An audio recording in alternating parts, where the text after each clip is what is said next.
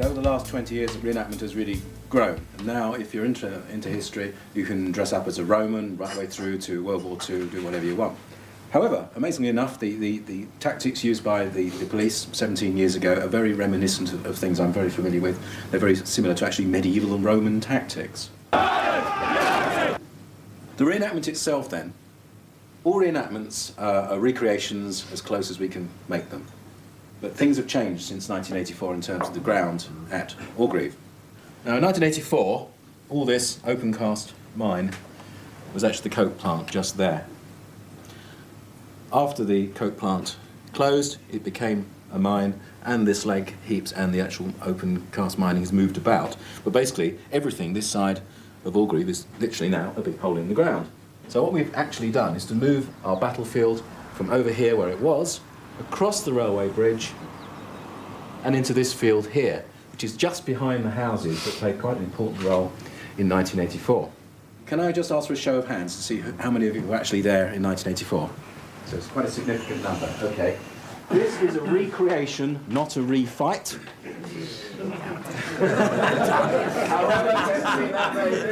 I remember watching it on TV when I was 17 or 18. I was at school, and it made an impression upon me there of just the horses going through, all those iconic images of riots. But it was a kind of a moment of realisation for me, looking at that, just thinking, well, something seriously wrong with this country if this is what we have to do to people. And how do you feel about the reenactments? I'm looking forward to it, mate. It's going to be a good experience, I think, to relive it. I mean, we're only a young lad at time, then I think I was only 20 at time, so... Have you got permission? We have. We've got permission from several house owners to actually run in and actually go into the house. So if you actually did that, it would be great. Well, I went up at Edge and behind Edge, and somebody come to the door and says, "What are you doing?" I says, "Is it all right to stay here?" And they said, "You know." And I tripped, and I sprained my ankle. I was in agony, I thought I'd broke it. I couldn't move, and I said to this bloody copper, "You can arrest me, I can't bloody move," right? And that day there was a big picket, a lot of Scots and Geordies. By the way, I live in Doncaster. I says to this copper, "You can arrest me, pal, and get me some bloody first aid." So I don't want to arrest you, cop. I want you to fucking crawl out of Yorkshire, don't come fucking back. I mean, our coppers were all right. It was Met and Army. I mean, they brought a lot of Army in there. And it was them and Met we were aggro with. When our coppers were on, you could tell it were our coppers because they were just standing fags out. I was ready for it, lads. They come in to win. And then we used to have a jostle with them. But when Met were on, it was up front. It was really nose to nose sort of thing. So there were two different sides, like I say. People are excited, I think, which I think is the best thing, and they're enthusiastic, which is half the battle. And I think it's because no one has spoken about these things in public for quite a long time, and there's a lot of things that still have to be resolved. My argument is not the technical data of what the government was planning in that particular time. It's what's happened after. They've still allowed all the pits, in particular in Yorkshire, and indeed all over the coalfield, to close. And there's been no real opposition towards that. I worked in pit until it stopped.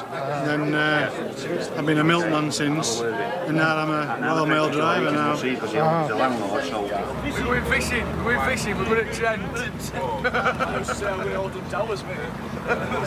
What, at 5 o'clock in the morning? Let's set up a retailer to Alton Towers, kid. All week cloth caps on. At Wellingtons. One day we went to Titanic, right? And as soon as we hit coppers, right, we all got under blankets, right, laid it back.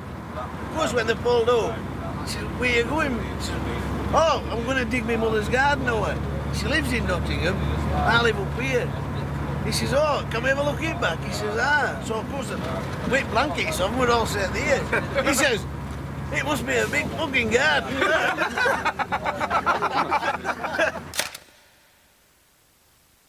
The 84 miners' strike was a crossroad of history where a whole generation could have went a different way had the outcome been different. Orgreave, to some extent, would help to determine which way the strike was going to go. Not effectively on its own. I mean, with or without it, we could have won or lost. But it was a very, very important part. So that's why it became... that's why the battle became so bitter. We were fighting for more than just that field, or more than just those few lorries.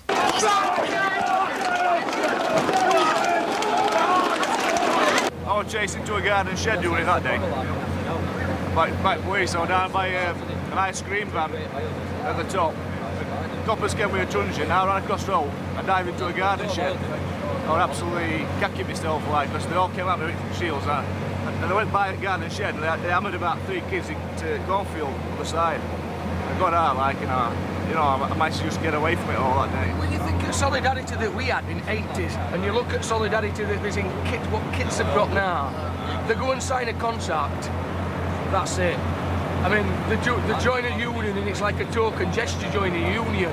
We'd had an arrangement with the steelworks at Scunthorpe that we would allow them to have sufficient coal with our approval just to keep the boilers ticking over. British Steel decided arbitrarily to start running coal from Orgreave without any sanction from us to overcome the blockade at the ports.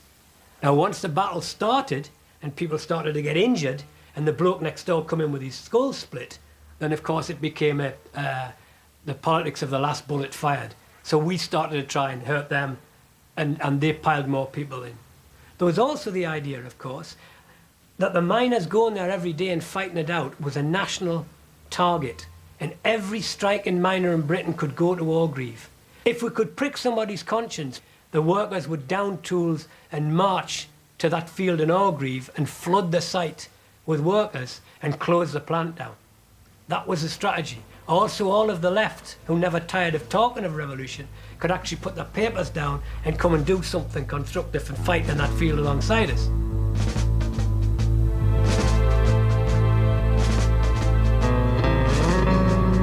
We were highly trained in tactics that most police officers wouldn't use, or which were new. I would say at that time, I joined DSG in beginning of December '83, and we just started using short shield formations. I don't think I've been there about 4 weeks when we got issued our own personal riot gear. Looking back now, in retrospect, it seems like we were being trained up for a specific role.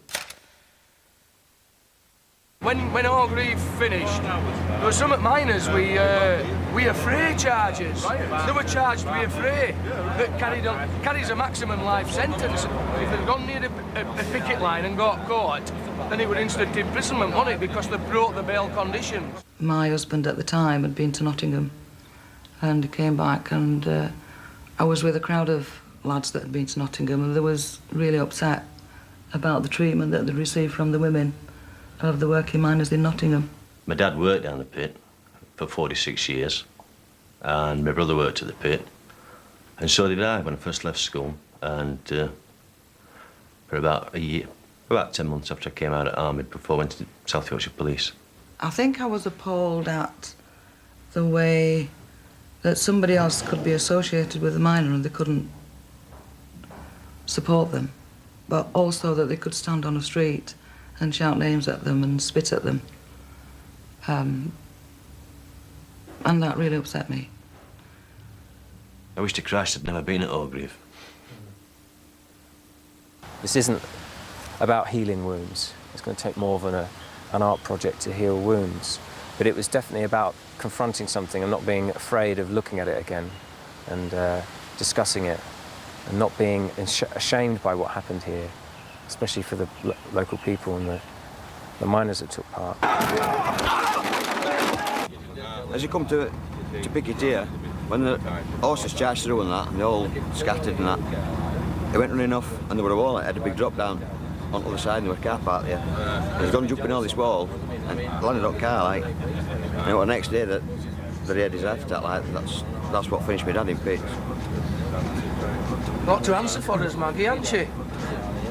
I mean, I'm only doing this for my dad, see, you know, because he can't be here and do it, and I know how he felt about pits, and you know, he was a really strong bloke, wasn't he? I think it boils down to what you'll do when you're pushed into a corner.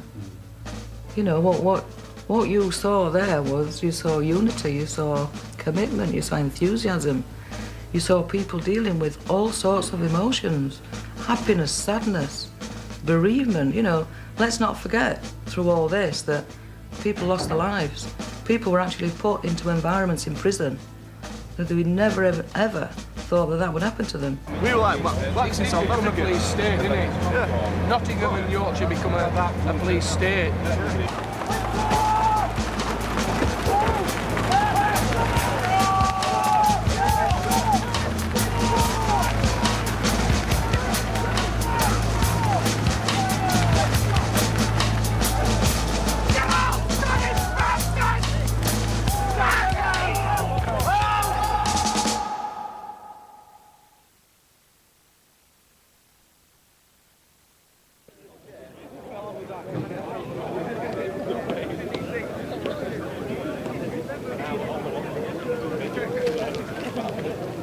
We're performing today in front of an audience of local people, our friends, relatives, other colleagues. So I think we need to try and get it right for their benefit and put on a good show, and also put on a good show for the cameras. We're commemorating, to me, what was really something like a high watermark in industrial relations. There are very often events which things never seem the same afterwards, and I think Orgreave on that day, things really could never be the same after that. I'd like to say welcome to South Yorkshire, to all the reenactors. I hope that you can share some experience, that the fact that those of us who live here, these events are actually burned into our folklore, they're burned into our community memory and our consciousness, and we'll never forget them. I would just stress, we're all playing a part today. Let's not injure each other, let's not get too excited about things. Let's try and make it look convincing, but let's make sure we all go home safely and enjoy ourselves tonight. Thank you very much. Staging a reenactment within living memory is always an interesting project. It's very important when you do this to make sure that everything you do is as accurate as possible and that there's no spin either way. It's important that people don't forget what happened to them. And it's 17 years ago, but already there are a few people that don't really know what happened. And at the time, of course, the reportage wasn't quite as accurate as it should have been. And we hope that we can redress that balance.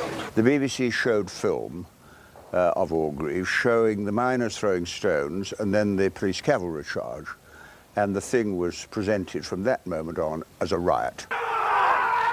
When I went down that night, it just so happened I was talking to the BBC in National Union of Journalists people. They were up in arms. They said when the film came in from Orgreaves, we could see quite clearly that the police charged and then the miners threw stones, and we were ordered to transpose the order in such a way as to give the opposite impression, that the police came in because of the miners throwing stone. And I really was horrified by this, and so indeed were they.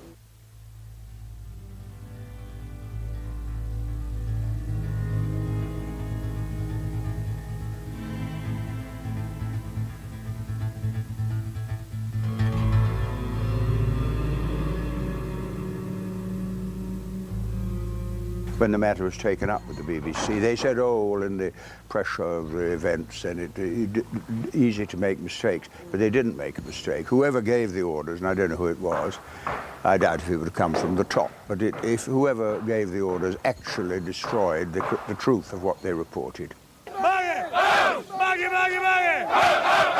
And because we didn't trust the media, this is part of our own fault, we didn't like them on our side. So they were only ever filming from the other side. If they ever came on our side, they got beat up. I know the media said that we acted like thugs and this, that and other, but we were fighting for his jobs, we were fighting for his livelihoods. Yeah. And personally, I lost a lot during miners' strike. I lost my home. I'm getting emotional now. My family to a certain extent. And, now to be here and bring it all back, Currently in Britain, if you do go on demonstrations, and you're obviously seen you're defined as a troublemaker or a rioter almost before you've gone on a demonstration. That seems to be the case now. And that was definitely the case in 1984 with the miners' strike. If you turned up to a picket or a demonstration, then you were a legitimate target for the police or the state.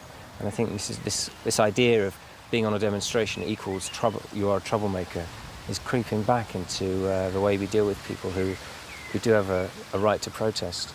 We're going to do a rehearsal later on, but we're going to start off by doing some general manoeuvres. It's really hard for us, as you can imagine, to recreate what happened on June the 18th, 1984, very, very accurately to the tiniest detail. What we'll be doing is trying to give a general impression and be as accurate as we can. Some of the police units are formed by people who normally march around in Roman uniform, and you've got others who are medievalists and English Civil War, etc. And then we've got ex-miners actually on the side of the police. I'm not used to all like this. I feel a pillar for and all. Prefer to be a picket again, but I think we're short of policemen, so I've ended up being one of these. Right. I've no qualms about it. It's going to be quite interesting. See what it's going to be like on the other side of the spectrum, you know. As a couple. Good against grain. Brilliant. Yeah. I've been reenacting for 17 years, up against guys with swords, maces, axes, horses, guns, you name it.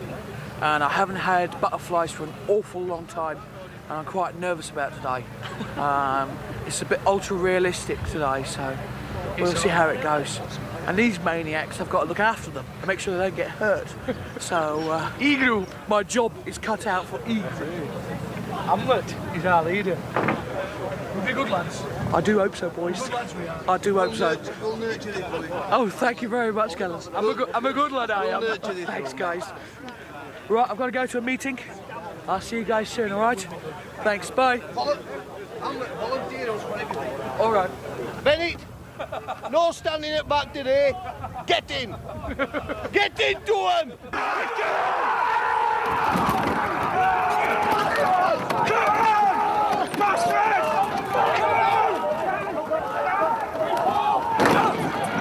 When we're banging on the shields, that's good, that's real, that's what happened. However, when we deployed our short shield teams, we just stopped the banging. And we then deployed the short shield teams because we identified to them targets. So if you don't go down on the shield, you definitely go down on the club. You don't even need to do movements. Right, because there was not that much baton use on the day in the field. I'll be over Phase 2 later on. in the village, yes, it will be. It's a bit more brutal.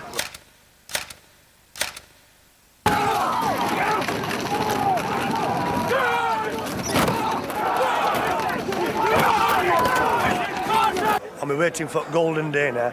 It's only a matter of time when Thatcher dies. Yeah. All put days holidays in ready. 2 days holidays. There's one to get drunk and one to sober up. After the Falklands War, she got re-elected in '83 on Falklands factor. And I think once she won a second term of election, there were going to be a brace-up between somebody in trade union movement and Conservative government. And at that time, the cutting edge of trade union movement were National Union mine workers.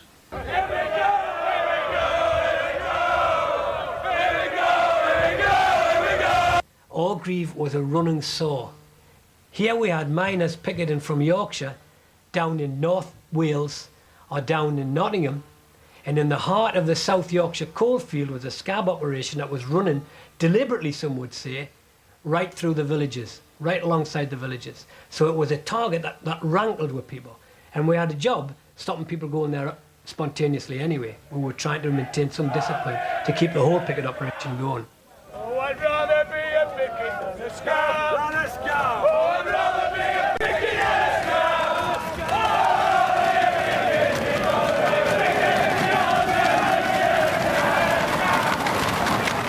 It's scary, it really is, it's awful. You see them coming, they don't stop for 1/16 of an inch of plastic, they just keep coming. The guys at the back push us to keep this up, otherwise we're dead. It's bloody awful. What's going to be like tomorrow when it gets real? Fantastic. Fantastic. I'm going to beat all of them. No, it is, it does scare me, it really does. I mean, these blokes speak English, drink in the same pubs, follow the same football teams. You know, it's just a really awful sensation. Okay. We aren't the enemy, we didn't make them the enemy. We want you to come halfway down. So we've got to do it, haven't we? Thank you.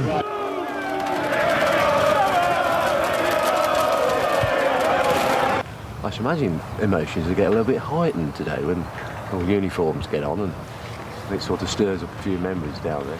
Well, it'll be emotional because it'll be the same as it were in 1984, I hope. Yeah. So it'll be bringing back a lot of memories. I think police were forced to do things that shouldn't have been done. Many pickets, not all, but many pickets did things that they shouldn't have done. And especially round here in South Yorkshire, it became like a civil war. What we've got now is the mounted coming in. Some of these horses are not familiar with shields and people in helmets. So what we're going to do is familiarise the horses with you. And we're going to start off very, very low key.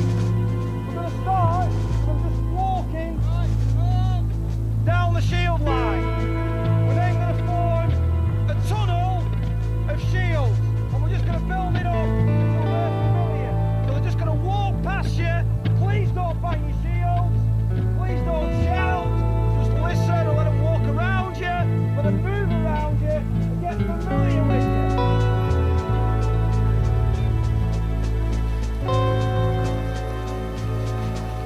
Come back in a moment, man. I mean, we used to have his car windows smashed and they put a sticker on car. You have met the Met. You'd be walking in a group and they say, "Are you a driver, son?" If you said yeah, they arrested you. Get stuck into them, all right? If you can't arrest them, you incapacitate them. If they've got pulley arms, they can't throw stones. Remember, half the Scargill pays our mortgage. Stand in the green jacket! Hold it down! Stand! Smart squad! Target! SAS top! Brown trousers! It's a part of history that's almost been buried, that's been forgotten about, or isn't mentioned much. You don't hear politicians talking about the miners' strike much nowadays. It's not something that they want to talk about. And especially this government would almost be embarrassed by the talk of the miners' strike, because now you'd think their reaction to a similar strike would be very similar to Margaret Thatcher's government. So it's an embarrassing moment in history for a lot of people. Even if it is a sensitive issue, you know, it can still be carried off and still done well. Be very effective. Because the thing about reenactment, of course, is it's an incredibly effective way of recreating the past. The blood was rising ever so slightly, still with a smile on their face, but it's easy to get swept up in something. They were getting swept away with it. It is easy to get swept up in it. I mean, you can even see experienced reenactors get swept up in it. In fact, getting swept up in it is probably part of the reason we do it.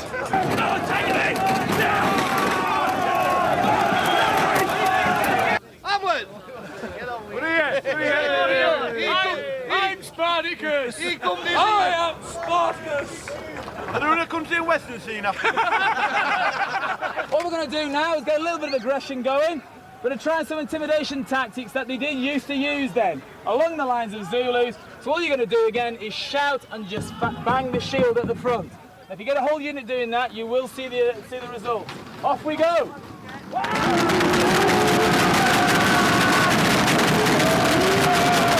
When we got under that wall that we didn't use. Tell who's the miners, who's no as far as York. Start like the fire straight up. Yeah. You know who's who.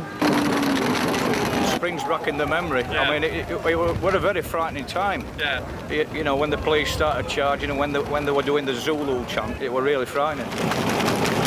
That's what we recognise.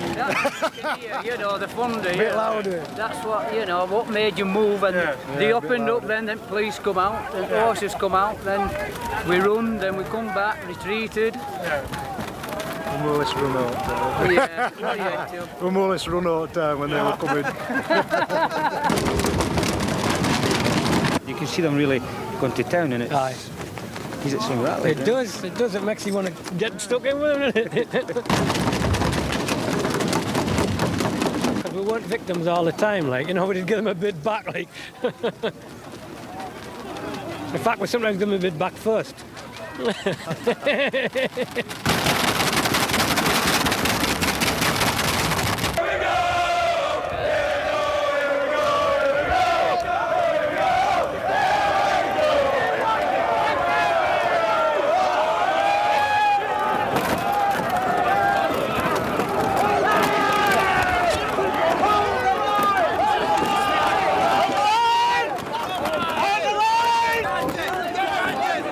Who heard me shout, "Hold the line," the first time? I mean, you shouted it the first time. Yeah, exactly. This is what will happen, particularly when we're filming. This is why we get people, when you hear "Hold the line," everyone shouts it. So everyone sees it. When you're going, and we've got rioters and all sorts ahead of you, plus other shield units and commanders shouting at the same time, it will get confusing. Plus, even though you're training, your adrenaline levels will go up, which means you'll get aggressive and you'll concentrate only on what's in front of you. The day after Orgreave started in earnest, the Nottingham coalfield went onto 2-shift production. It had only managed intermittently to do a day shift because it could never get enough workers through the picket lines to do the shifts. So the coal started to come out. It was a second front that had opened up. But the crucial target wasn't Orgreave, the crucial target was Nottingham. We needed to keep going to Orgreave for political reasons and propaganda reasons. But strategically, it was Nottingham that we needed to stop. Because people in other industries were saying, well, if you can't get the miners on strike, why are you trying to get us on strike? And it became an excuse. They knew damn well it wasn't just about miners. It never was just about miners or about pits even. I work in Birmingham at the minute, and I've explained to my oldest son, he's only 10. He wasn't born when all this was going on. And he's like, worries why I have to work away. And I say, if like Nottingham lads, that some of there are where I work, and they were asked to come and do this reenactment, and I've like just blown up because it's still in my heart what happened. And I said, how can you fucking come and reenact what's going off when you were back at work at that time? And we had not a thing. We were all penniless. They were driving about in, they were driving about in big Range Rovers, brand new Rovers, and Mercedes and BMWs. And what we got, we were working on coal faces at 2'6", weren't we, Pat? That's what we were on. And their coal faces, what they got, they just walked down them. They were getting bonus, like, they were getting more bonus than what we were getting wages a week. And that's how they've always been. They'll never change. Even if you open pits again tomorrow, they'd still scab if it were happening again tomorrow, because it's gone on since 1926, since general strike, through Spencerism at Alworth. They were scabbing in 1926 strike, they scabbed in 1972 strike, they scabbed in 1974 strike, and then 84, 85 strike. So nothing will change for them. As far as I'm concerned, in Nottingham, besides them what stopped out, they're just a bunch of scamming bastards. Sorry about that. Nice. Where's it fucking got them? That's it, they shut their pits. They shut their pits at first. They started on, they thought it were all our pits gonna go because they were getting easy coil. And I've heard this from old lads, and some of old lads who should have been here today are dead now. We hardly worked in hard coil, which was Yorkshire area. Each miner group, one stone carrier only, and he's got to be a reenactor. There will be about 12 stones to throw. Don't throw them at the start of part 1. We need a couple of stones thrown. I'll prompt the miner leader to say, throw a couple of stones. It only started very gradually. What we don't want to do is to have a barrage of stones and then, oh dear, we'll run out of stones. If anything gets out of hand and it goes over the top, the thing will be stopped. The audience will be explaining what's happening because there's something happened. It gets sorted out and started again. Hopefully we don't want that. We were all right yesterday, but we've got to watch it. We've got family and friends out there watching. We've all got family and friends out there watching, so we want it good. And it's for guys like you that we're doing this, so don't need to remind you. Okay, we're all right with that? Yeah. Just add to that anybody who gets out of hand and gets caught, they won't get paid. We don't want that either, do we? I don't. Fuck all of them, Cooper, man.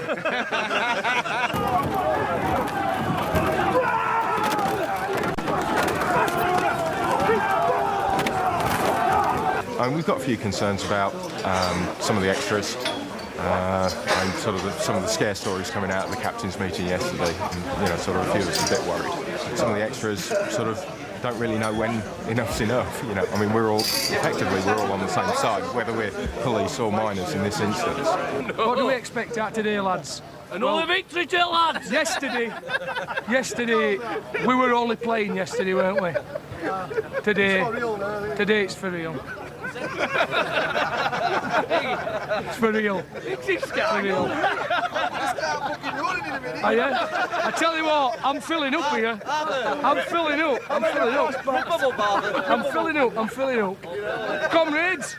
Comrades! 460 quid, we're going for it. The throwers off. Somebody somewhere, regardless of government, had said that never again would a mass picket get the drop on the police, and that the police would always, at whatever cost, get the scab operation going. Uniform on, no numbers. And for the miners, we could have took the police on 1v1, but you can't take a professional army on, can you? Some army blokes who stood there as police officers, they used to say to you, come on, have a go, you bastard. Now, would a police officer say that? The police service didn't have to have troops masquerading as police officers. There were far more police officers in the country than there were coal miners. The political outrage, if they'd been exposed, soldiers not knowing your basic police routines, not knowing law, they'd be more of a bloody hindrance and a risk than a help. This guy came and sat next to me and he said, oh, Tony, he said, I was in the army. And they brought me back from Germany, put me in a police uniform. They didn't give me a number, because you know every policeman has a number, so you know who you've been dealing with.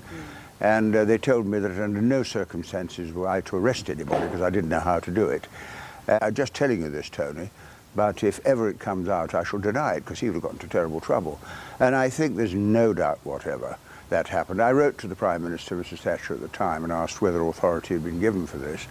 And she said she knew of no authority. I forget what phrase she used, but she covered herself. Going very well at the moment. We've got the police practising their tactics, mounted police coming through the lines now, and the miners are practising their advances.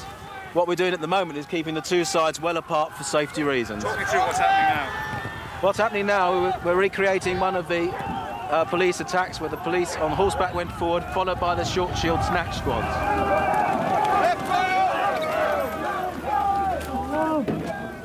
Those horses are kind of quite frightening, aren't they? They are. We have to make quite sure that these horses are handled very carefully so no one is actually frightened and falls over in front of one of them. Yeah. Are you happy with everyone's sort of efforts thus far? Yeah, it's going very well actually. I think the miners particularly, they have the hardest job. The police only have to stand in line and do what they're told. Yeah. The miners have to do a lot of improvising, but they're working very well. What the fucking hell is that? What the fucking hell is that? Kiss me ass, boy! Kiss me ass, boy! Kiss me ass, boy! How's it going? It's going interesting. What does that mean? Well, this is the first time we've actually got these two groups together, and absolutely fantastic just now. It's difficult to say what's going to happen. That's great. But we need to make sure at the moment we keep you in a safe part. We just have to live with it. I'm not really. No. Not particularly. Strange enough. It's got a life of its own anyway. Well, look at it. Yeah. The dynamic. I'm not in charge anymore, really. Yeah, and I'm excited, as you would be. But in a real situation like this, you'd be excited and you'd be a bit worried as well. Yeah. So it's as close as you can get, really. Yeah. There were a lad arrested at Orgreave from a fine, respectable family in this village. He was arrested and charged with riot, which I believe was wrong. I don't know the circumstances of the arrest, but I think the charge of riot was wrong. The case collapsed. But Mrs. Thatcher came out about this, about miners being the enemy within. That lad's brother had fought in Falklands War. He'd been a Marine. So, one minute she's calling one part of the family a hero, and next minute she's calling another part of the family an enemy of the state. You see, the other thing I haven't told you is, that we discovered later, is that British Steel has its own wharf at Flixborough that's not manned by dockers. It's manned by British steel workers. They could land as much of the coke there as they wanted, literally in the back door of the steelworks. They've got their own stretch of railway line operated by their own staff. Now, maybe the wharf was out of production during the 84-85 strike. I don't know. But I would have thought it was a lot easier operation to land your coke at the thing than running it through what? 60 miles of strike-torn South Yorkshire coalfield at the cost of 20,000 cops battling it out every day in the field. There was something very suspicious about the whole operation. That's not to say the people who went there didn't go there with the best intention and prepared to die, for God's sake, because that's what it was like. That's what it was like. The people there were prepared to kill us. And to be frank, we were prepared to kill them. We were in for a tanning anyway, at some stage each strike. But we didn't expect it on South Yorkshire's own backyard. Right. And once we knew that them 30 wagons were coming down M18 and down M1, then we knew that this was the turn of the strike. I think we're set up to be put on this side so bobbies could really have a go at us. Because we were like surrounded with dogs, horses. Up here, there was, up by this bridge, they got us cut off. They got us where they wanted us. To give us a good idea. Yeah. This was an inevitable confrontation. Regardless. That this government had planned 5 years prior to 1984. It was all planned out in 1979 with the Ridley report, what was going to happen. It was just a matter of time, at the right time, get the stockpiles up and then hit the miners. And that's what she did. And if you're watching this, Mrs. Thatcher, thank you for the future of my children. And if you're watching this, Mrs. Thatcher, drop dead. I heard phrases used during miners' strike, referring to miners as scum, communist bastards. Mrs. Thatcher with the enemy within bullshit.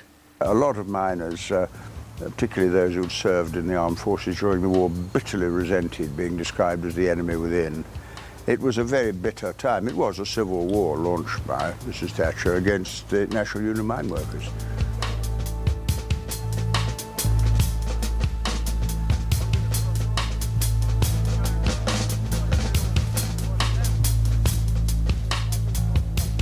I think if any group of people in this country or any government gave into violence and intimidation of the kind which has disfigured our screens, there'd be no future for democracy or for any other union or any moderate trade unionist in this country. Is this what you if we were to give into that. Is this what you meant by the phrase the enemy within?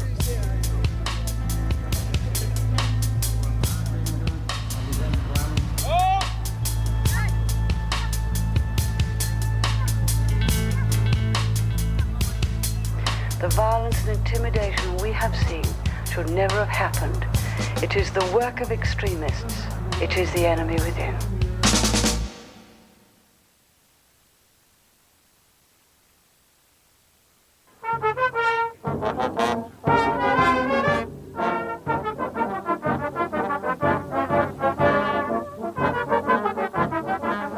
There's always this horrible moment about 3 minutes before you're all due to form up that you think nobody's ready. But I think they actually are ready to form their units and go onto the field. But at some stage they've made the decision to come here to Orgreave to prevent the coke going across to those steelworks.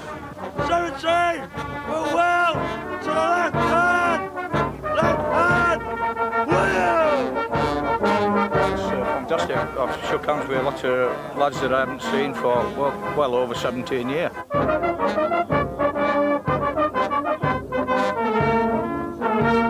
If somebody comes out of their house, they're not an extra, they're a local resident. So just warn them to get back inside. Let's get going now. Sun's coming out and let's get on that field and let's get moving.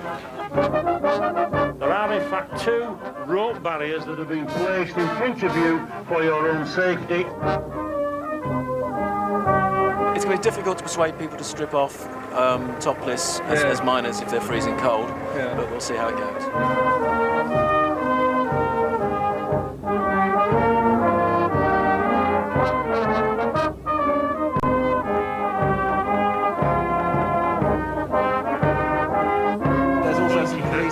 Ambulance men there in the fluorescent jackets, that's what they are.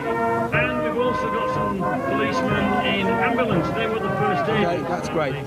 Got a phone call from my gaffer, my boss, saying, "I'm sorry, Mike, but your rest day's cancelled." So sorry, it's just, it's strange to remember that day, and it fills me with some emotion. I was told that the next day we're going to be biggest mass picket yet, and that they needed all blokes they could get.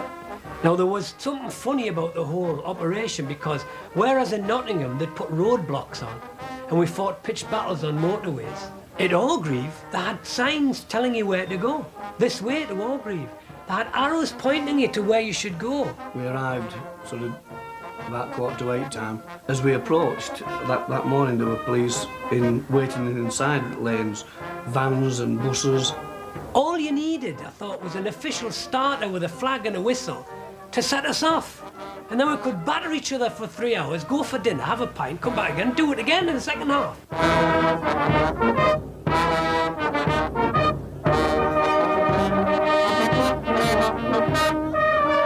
If it's all like it was then, the adrenaline will be pumping high. I'm used to working with horses, muskets, pikes, guns, cannons and all sorts of things. But can I just explain to you what we're going to do here on this field can be in itself as dangerous. We're going to set him on lights and roll him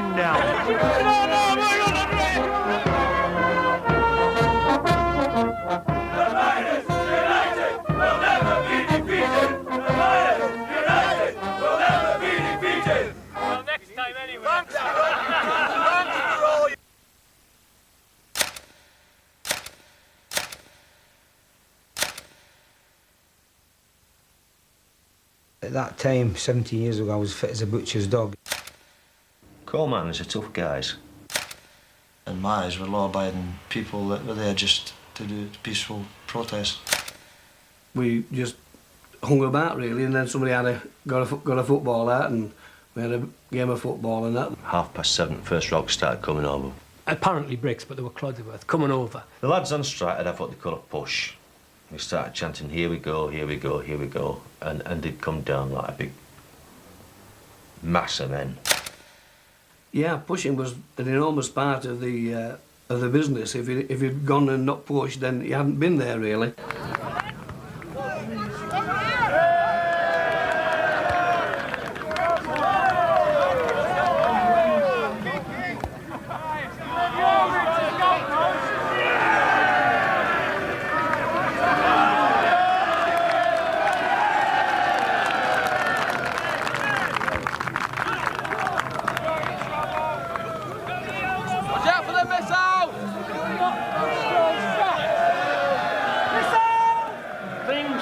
To go wrong. One or two missiles were thrown to the back of the police ranks. Here come the shield officers.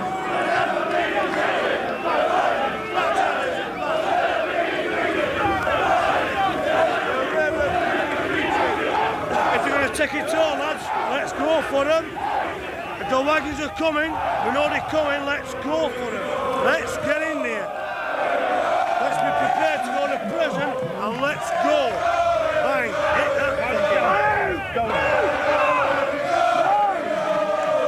Here we go, here we go, here we go. Here we go, here we go. Here we go, here we go.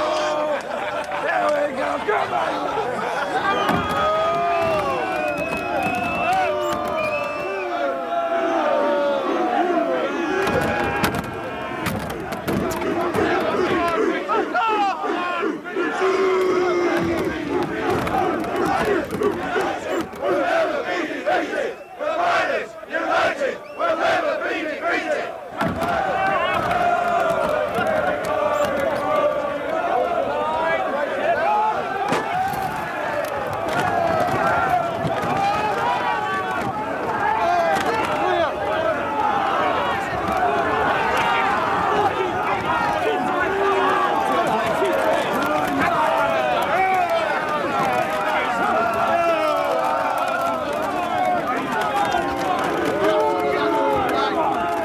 More police arrived and it began to sort of, the tension changed.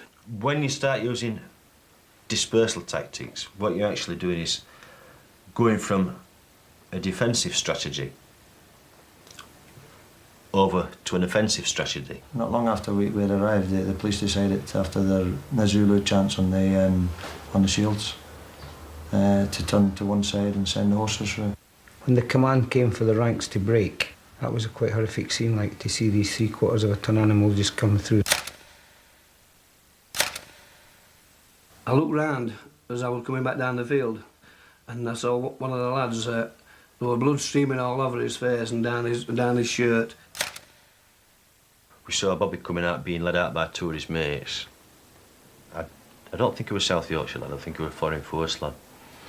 And he must have caught a brick coming over from an high trajectory because It looked like his nose were hanging off. And we approached the police lines as I'm taking this lad to an ambulance, and they opened up a little bit, not greatly, you know, they weren't helping. It's hot, you're sweating, there's rocks coming over. Every now and then, you hear or see somebody go down who stops a brick in face or something. You get pissed off. As we went through, I felt a blow on my hand, and I wasn't quite sure what it was at first, and then I realised one of the police lines had truncheoned me. You can't arrest them, you incapacitate them. If you've got pulley arms, they can't throw stones. If you went the other side to get first aid done, then you didn't come back. At this point, Acting Chief Constable Clements decided to order the miners to retreat.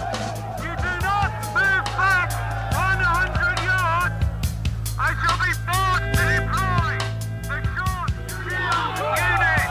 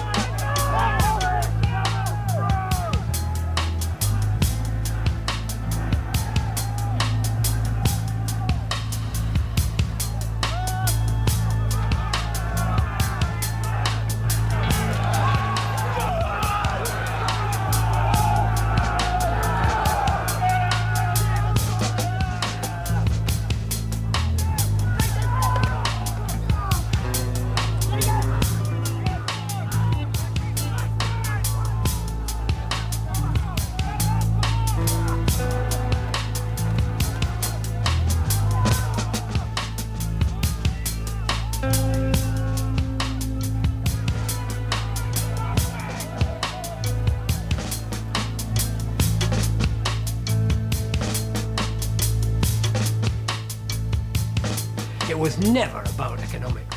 It was never about an uneconomic coal industry, some Victorian coal industry. We had the most modern coal industry in the world. We had coal faces with like 5 people on them, with people pressing buttons and operating coal cutting machines, still dirty and black and dangerous. But I mean, there weren't old-fashioned coal hewers with a pick and shovel.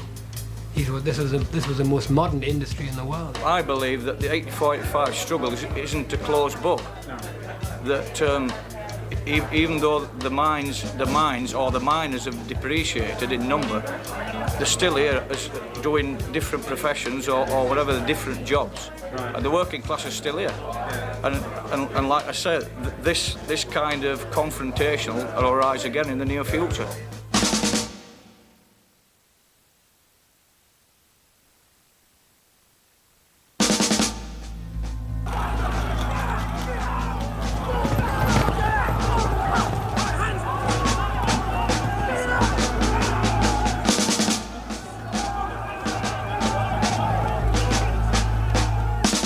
It's hard to keep an overall perspective. I mean, mainly you're just concerned about what's happening around you. You just get into the front rank and there'd be bricks falling on you from your own side.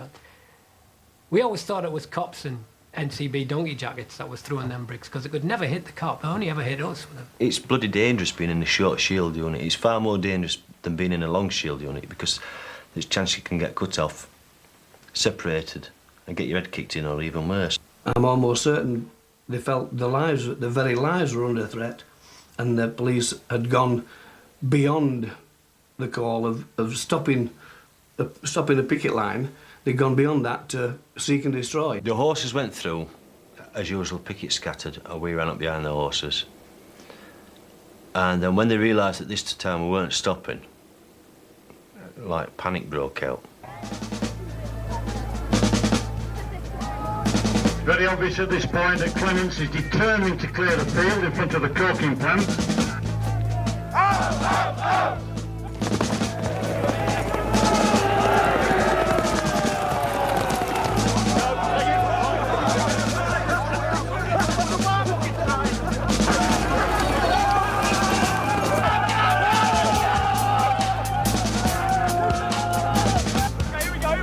We're coming to the way now, come on!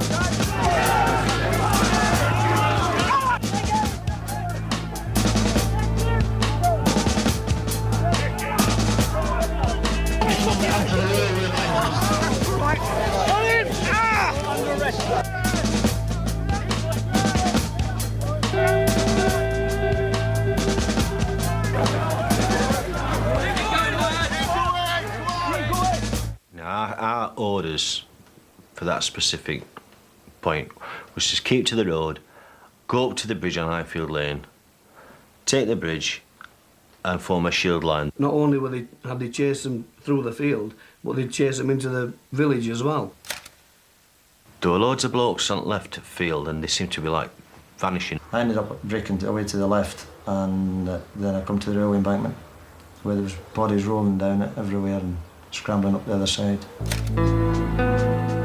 They were scattered in all directions, and I don't think anybody that was there was well aware geographically what the best lie of the land was. It only seemed to me at the time that there were small numbers going up. I've subsequently seen photos, there were bloody hundreds. How nobody got killed, I don't know.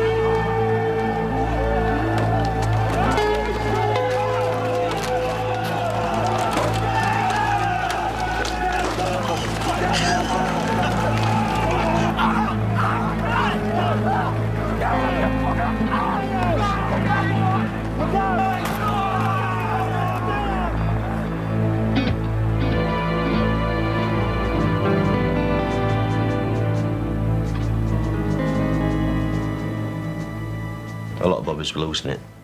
They just had the total disregard for anybody. It's fair to say that anybody who got caught got truncheoned, took ground. Ordinary people out doing the shopping and that, you know, and they're running between shopping baskets and everything.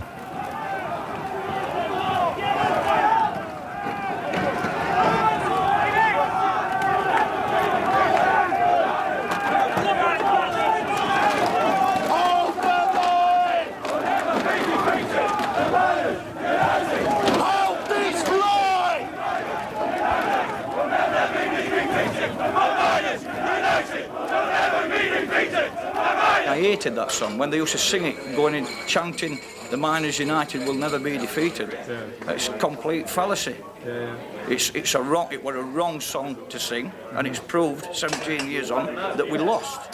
The Miners United were defeated because what it should have been the Workers United shall never be defeated, because it weren't just a minor question. It was a working class question.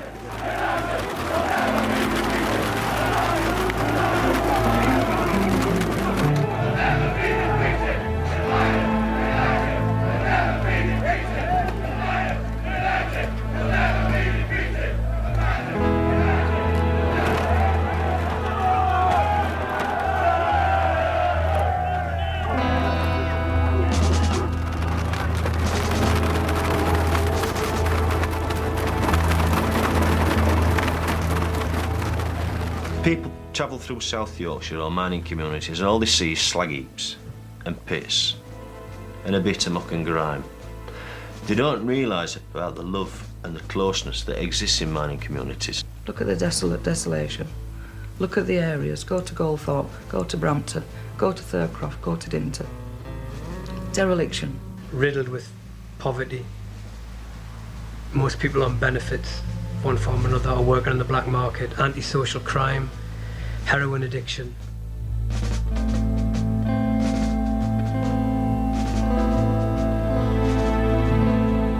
It is always easier to defeat the enemy without, because they can be seen and identified. When you get violence and intimidation and extremism and militancy within, it is very much more difficult to defeat. But violence and intimidation within, they are the enemy of democracy.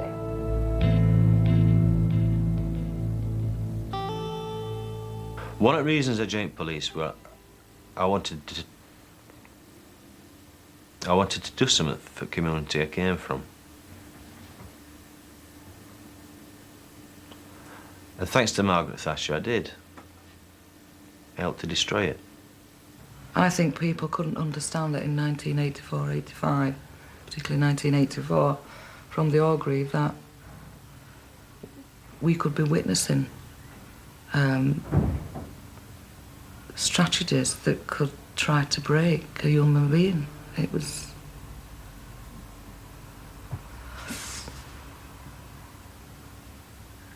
barbaric.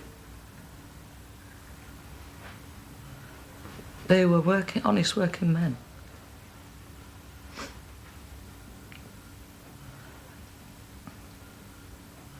And they reduced them, or they tried to reduce them down to bullion boys. And I was with Arthur Scargill in May Day 1984 in Derby when a man jumped onto the platform and struck him across the stomach and winded him.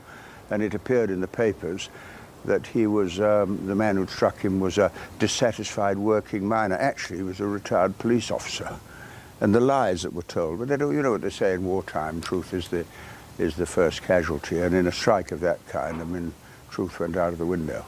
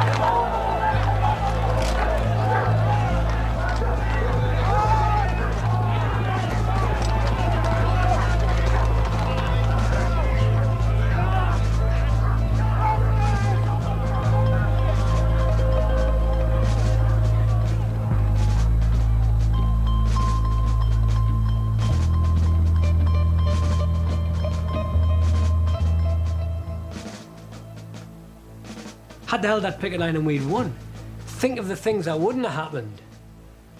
The wars that we wouldn't have been involved with, the attacks on benefits that wouldn't have happened, the ongoing unemployment, the whole change in social policy about benefits and privatisation, the whole things that could have happened and didn't happen. We always said it was a winner takes it all contest. Unfortunately, we lost and they took it all. Industry must be modernized. You can't leave it in the last century. Every national coal board has been able to carry on that way. Every government has accepted that we must carry on that way. every previous National Union of Mine Workers had accepted it. So what we are saying is nothing fresh or new, but we must be able to carry on to secure a really flourishing good coal industry.